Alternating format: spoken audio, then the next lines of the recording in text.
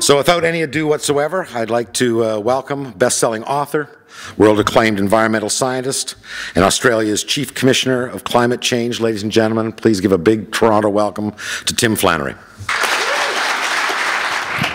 So Tim and I are going to have a little conversation, much like we do it on TVO, for 30, 40 minutes in there, but then we're going to open it up to the audience. I'll give you about 5 minutes, 7 minutes warning before that happens. So don't be shy. It's not often you're going to get a shot at someone who's as well-traveled and well-versed as Tim on the subjects we're going to be talking to tonight. First time we talked, you had some very stern warnings for us in terms of the stewardship of the planet and our complicity with climate change, telling us at the end of the day, we in fact are weather makers ourselves. Your new book, however, seems to be far more optimistic. You seem to have kind of had a brighter view of our future. What's changed? Well, the science certainly hasn't changed. You know, what we see is that the concentration of greenhouse gases increases every year, and the predictions that the scientists made sometimes 20 or 30 years ago, we're seeing being realised in some of the unusual weather events we're seeing around the world, and changing patterns of climate and so forth. But the thing that has altered really, I think, is, you know, when I wrote The Weather Makers, I was discovering a problem. And it seemed like such an overwhelmingly massive problem, and when you first come across it, there is this temptation to go almost from ignorance to despair, you know. And I think a lot of my readers did the same sort of thing. So I decided when I was writing Here on Earth that I wanted to answer some of their questions, one of them being, well, do we have a chance? And as I looked at that more objectively, I discovered if you take a reasonable time frame to look at progress in dealing with climate change, there is cause for hope. Not a moment for complacency, but there is at least some reason to hope that we'll... Well, and I want to get in some detail to the things that do give you reason for hope. But first, I mean, there's been some big changes in your life as well. I mean, a big government appointment. How did that come about? Well, when I wrote The Weather Makers, again, we had our own version of Stephen Harper running Australia. He was John Howard.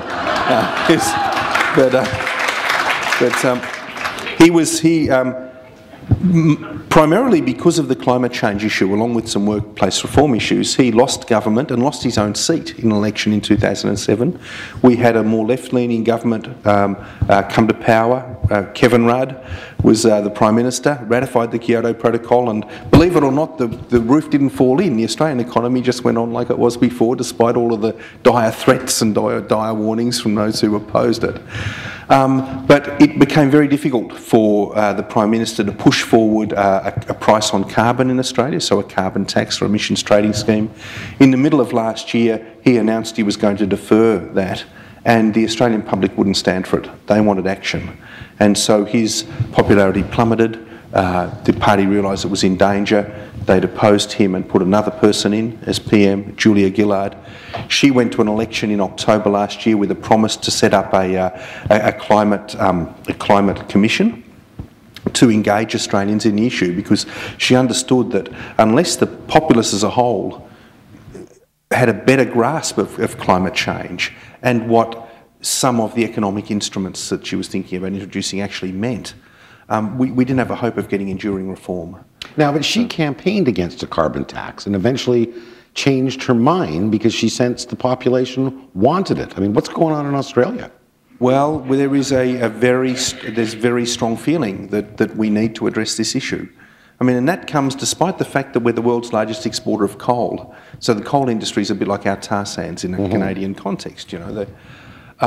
But there is just a very strong public feeling, and why that's so, it's hard to explain. I think, though, at least part of it is we've experienced extreme weather and extreme events for the last few years that you can't live in Australia without being aware things are changing. You know, doesn't mean we haven't got our climate skeptics. We've got heaps of them as well, but there is a solid 40% of the populace who wants action on this come hell or high water. Now, how different is that for you to be an advocate now, not from the outside as an activist, but to be now the authority? It's a total change, because the power of the Commission rests on us being an independent commission. We can't be seen to be doing the government's bidding, and neither should we be. We have to refrain from commenting on policy because we don't want to be drawn into the political debate, because then it's really hard for people to be able to trust you. So we are very independent in the view we take. We try to be very objective. The Commission has a number of members, including eminent business people and eminent economists and others, and some of Australia's top climate scientists. And it is a different sort of role, but I find it a very satisfying one, because when we go to regional Australia to talk to people about these issues, I find that there is a willingness in the community to have just a calm, reasoned discussion about these things, and that's hugely refreshing, because our airwaves, a bit like your airwaves, are full of, boom, boom, boom from either side. So. Now, the new book is very interesting. At first, it's very ambitious. I mean, it's a reflection on the history and nature of humanity and the history and nature of the planet. But you started in a very interesting way with your own kind of contemplative stroll through Charles Darwin's estate. Why is evolution and evolutionary theory on your mind these days?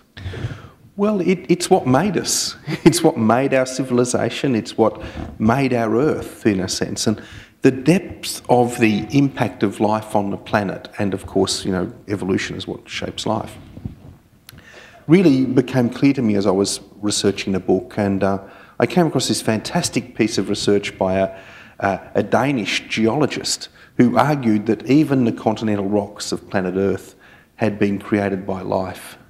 It's a wonderful argument because it goes back to a really basic energy budget argument. He says that continental rocks have to be formed from oceanic rocks through erosion, and we can calculate what the energy budget of the early Earth was, and it just wasn't big enough to erode the rocks fast enough to make the continents that we see in place at a certain time. He says there has to be an extra source of energy, and the only option is life, that plants capture energy from the sun, make acids that erode the rocks, and then so we get the continents forming. And when I say plants, I mean bacteria and very primitive forms of life. Directly from the Earth's crust? Yeah, so that's well, they're capturing energy from the sun, making acids and various things that help break down rocks and then help make the continental rocks that are under our feet now. You also, we're all familiar with traditional Darwin's evolutionary theory and the notions of natural selection, species competition, and Spencer's kind of rephrasing of that into the survival of the fittest. Now that has been used over time to justify and legitimize all kinds of things that probably would have made Darwin horrified. But you focus on not simply him, but another evolutionary thinker right around the same time, Alfred Russel Wallace. Tell the audience about him, because he's a very interesting character. Well, Alfred Russel Wallace, he was a fascinating man. He was about 20 years younger than Darwin, was from the working class. He was pulled out of school at an early age because his family couldn't afford to educate him. He worked as a surveyor with his brother for a while, and then decided he was going to make a career by going to the tropics and collecting biological specimens, natural history specimens. And he was spectacularly successful at that. And being in the tropics opened his mind up to the wonders of biodiversity in the planet. And he started thinking about how new species are formed. And he was working in Indonesia one day in 1858 or late 1857 and had a severe malarial attack. And there he was in his bed in a grass hut, presumably in the Spice Islands. And the answer came to him about how new species are formed. And so when he recovered enough to write, he wrote a letter, 3 or 4 page letter, sent it off to Darwin, and said, look, I've cracked this amazing mystery, about how new species are formed. Could you help me get it published? And Darwin opened the envelope and just about died on the spot, because he had worked this out 20 years ago, And he'd been sitting on evolutionary theory for 20 years. Yeah, I think he was just very worried about what it might mean for society. I think he could foresee the sort of Spencers of the world taking this up he was... I think basically you could see that, it's possible that faith and hope, charity and hope could die if faith was challenged by this theory. But Well, the essence of what they were saying was the same. The perspective of the two men were quite different, were they not? Well, they were. Darwin said of Wallace's letter that he couldn't have made a better précis of my argument if he had my notes sitting in front of him, So they were absolutely the same when it came to the mechanism of evolution. And Darwin spent his whole life pursuing details of that mechanism ever more deeply. So he spent a decade looking at the way orchids are pollinated, you know, and ages, worms, all that sort of stuff, right down to the little nitty-gritty of them. Whereas Wallace was different. Wallace was a man whose genius came to him in great flashes that were synthetic. They looked at the world as a whole. And Wallace spent much of his later career thinking about what evolution had created. What was the legacy of this cruel, amoral process? And it turns out it is a legacy of enormous cooperation and synergy. And really, he wrote a book in 1903 when he was 80 years old called Man and the Universe, on the singularity or plurality of worlds. That was a forerunner to James Lovelock's book, Gaia. Well, I want to talk about Lovelock in a second, but I mean, I think the importance of Wallace to you is that you say, as you look at the world, that far from evolution giving you evidence that it is survival of the fittest, what you say is that it gives you evidence of an extraordinary collaboration, cooperation, and co-evolution. Explain that, and where do you see that in the world? Well, you know, if you read Darwin or Dawkins, The Selfish Gene, you know, you sort of anticipate a horrifying world, don't you? Which is a dog-eat-dog world. That we're competing even down to the genetic level. So within ourselves there's a war going on, you know, and I remember reading Dawkins' Selfish Gene, where he describes the relationship between a mother and a child. And he says that, you know, when a child smiles, it's really only trying to trick the mother into giving it more than its fair share of resources, right? And I thought at that stage it occurred to me really in a gut way that yes, this theory might be scientifically correct, but it does nothing to explain the world I know. It doesn't actually explain the complexity of the relationship between a mother and child, and it can't. It's a deeply reductionist view of the world. And so at that point I realised, yes, the mechanism is cruel, it may work at the level of genes, you know, but it hasn't given rise to a dog-eat-dog world, and it never can. And when you look around you see that that's true, as Wallace saw that it was true. And that perspective really was crystallized by Lovelock in this whole concept of Gaia. Explain that to us. Oh, well, what Lovelock says is that the evolutionary process really that has given rise to our bodies as integrated and cooperating things has also given rise to an integrated and cooperating world. And it sort of makes sense to me, and when I think about it, you know, life really is created by an information system called DNA, which is a digitised or digital information system. And information systems order matter. I mean, that's how that thing got there, you know. In a factory, there was an information system that made that and ordered that matter into that form, you know. And in a sense, the information system as life has ordered our planet in a particular way. And you see that Lovelock is right, it's ordered it in the same way that our body is ordered. You know, these living systems tend towards stability. They don't like wild swings. Give us an example of that. I mean, where does the Gaia hypothesis at work in the planet? Okay, well, in my own body, this information system called DNA has crafted a system that won't allow temperatures to vary more than a couple of degrees, right? Because it wants to optimise conditions. The planet's rather similar. Lovelock argues that without life, the planet would have wildly fluctuating climatic conditions, temperatures at its surface. Life tends to damp those down and create a band of conditions that suits life itself. And he says, you know, that occurs because of the greenhouse gases in the atmosphere, all of which are created by life, which trap just enough heat to make the system habitable. So the planet self-regulates itself to create these conditions for life, and we're just here to screw it up. Well, that's right. Well, yeah, that's true. I mean, there is a big difference between my body and the planet, of course, because my body's run by a very intricate command and control system. But I think it also gets to, you know, your reason for optimism, because it suggests that if that is the case, evolution is on our side. Well, that's right, and when we're not there just to screw things up. I mean, we have been a profoundly disruptive force as we've developed, but I think that humanity is going through an extraordinary transition right now. We are emerging from a world of warring tribes into a world of global consciousness, really, of global interconnectivity. And in the book I talk about the emergence of a global superorganism. Well, let's get right into that right now, because I mean, a lot of the book does talk about superorganisms. At one level, that would be something like an ant colony. Yeah. I guess. What can we learn from that example from nature? Well, as I said, the information systems ordering matter. They order my body, they've ordered the planet. They also order societies. They give rise to complex interactive societies. And, you know, the termites and the ants are good examples of that. You know, we're not the first species to develop agriculture, for example, and the division of labour that comes with that. You know, the first group to do that were the cockroaches, and 100 million years ago they gave rise to termites. You know, so the cockroaches are pretty bloody enduring and pretty good, and, you know, they beat us to agriculture by 100 million years. The ants are rather similar. 60 million years ago, some groups of ants invented or discovered agriculture. And look, the ants, Alan, are really fascinating. We'll just talk briefly about their evolution because it recapitulates ours so intriguingly. You know, the original ants were hunter-gatherers, just like the original humans were. But then some groups of ants 50 million years ago found out they could enslave other ants, and they developed slave-owning societies, which is incredible. So it's hard to believe that ants would do that, but they would steal pupae or young ants from certain ant colonies, bring them up as their own and force them to do jobs for them. Other ants became herders. They discovered that they could herd little aphids on plants.